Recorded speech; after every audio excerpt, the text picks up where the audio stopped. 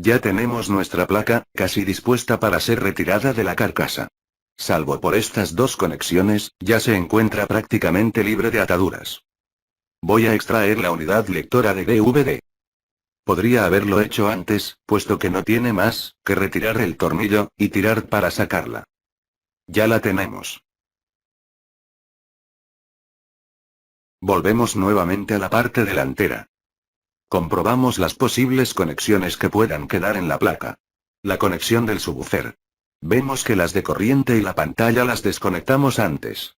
Y las dos que quedan por desconectar son el módulo USB y la conexión del módem. Desconectamos con cuidado la conexión del módulo USB, con tan solo tirar. Siempre haciéndolo de la clavija del conector, no de los cables.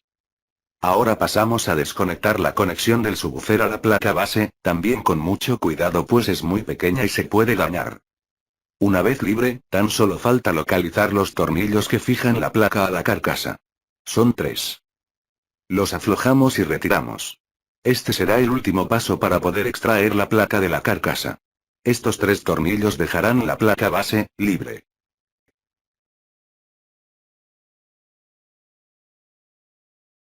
Ahora solo tenemos que tirar, suavemente, para que salga a la placa y se desacople de la carcasa. Como vemos aquí parece que se atasca un poco, esto es, por los conectores externos que trae la placa integrados en la carcasa, como son los conectores USB, los jacks de audio de la tarjeta de sonido, el conector para el cable de red, etc. Hay que tener precaución de no manipular en exceso la placa con los dedos. Evitar la estática sobre todo.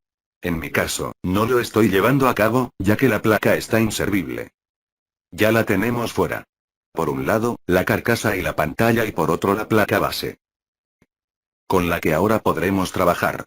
Retirando los componentes que quedan, como es el sistema de refrigeración principal, microprocesador y otros dispositivos.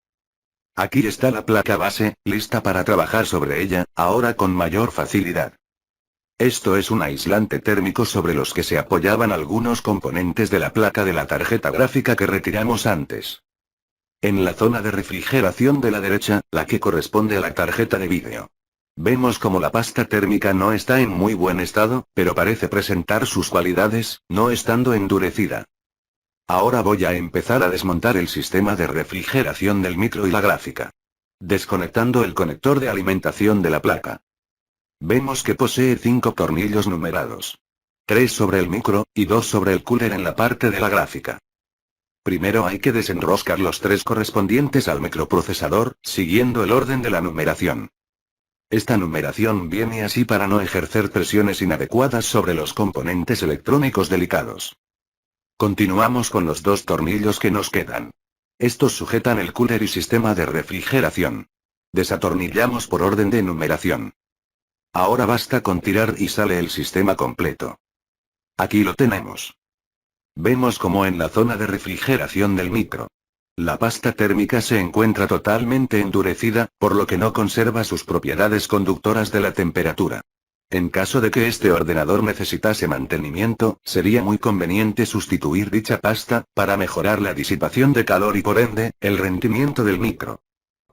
Aquí vemos el chip de vídeo, integrado en la placa base. Aparentemente no presenta síntomas de haber sufrido excesivo calor. De hecho la pasta térmica parece estar bien. Pero las soldaduras internas han podido sufrir y perder contacto con la placa. Procedemos ahora a retirar el microprocesador del socket. Es muy sencillo. Basta con aflojar el cierre previsto para ello con el destornillador de pala y el microprocesador queda libre. Se trata de una AMD Athlon. Lo retiramos tirando de él, intentando tocar lo menos posible los componentes electrónicos y ya está. Hemos conseguido desconectar los componentes principales de nuestra placa base. No ha sido tan difícil. Podríamos seguir desconectando dispositivos de la placa, como son el módem, o el propio socket del microprocesador. Pero creo que no es relevante, en este momento. Si fuese necesario, tan solo habría que desatornillar y retirar. Es igualmente sencillo. Ahora nos queda la pantalla junto con la carcasa, cables y conectores. Vemos que se encuentra también el módulo del subwoofer, con su cableado que viene fijado a la carcasa con una silicona adhesiva. También encontramos el cable de la antena de la VLAN.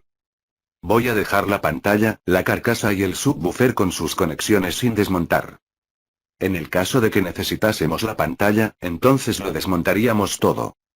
Aquí vemos por dónde va el cable del altavoz de graves, integrado en la carcasa por donde llegaba hasta la parte inferior de la placa base. Así que retiro la pantalla y la carcasa que le atacaremos en otro momento y ahora voy a proceder a hacer un inventario de los principales componentes que he desamblado de este Acer Aspire. Mencionando algunas de sus características. Vamos a ello. Un micro AMD Athlon chip AMQL6 4D AM2 2GG procesador doble núcleo, arquitectura 64 bits a 2,1 GHz para socket S1G2 de 638 pines. Dos discos duros SATA a 3 gigabits por segundo y 5400 RPM, de 320 GB cada uno. Tarjeta de red inalámbrica Atheros AR5B91. Dos módulos de memoria RAM, marca, Nania, DDR2 de 2 GB cada uno. Una tarjeta gráfica ATI Mobility Radeon HD 3470 de 256 MB. El módulo de refrigeración. Compuesto por el disipador de calor. El ventilador o cooler y el sistema de refrigeración. La placa base de nuestro ordenador portátil. Voy a ir colocándolos para que puedan verse bien todos.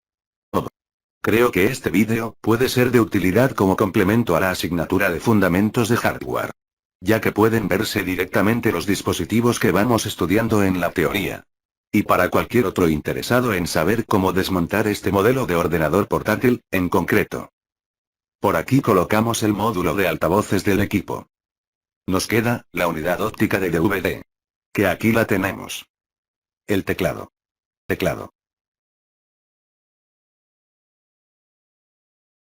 La carcasa superior.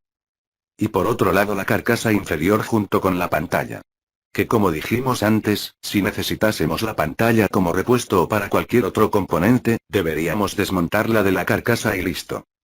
Espero que haya sido de utilidad este vídeo. Gracias por verlo.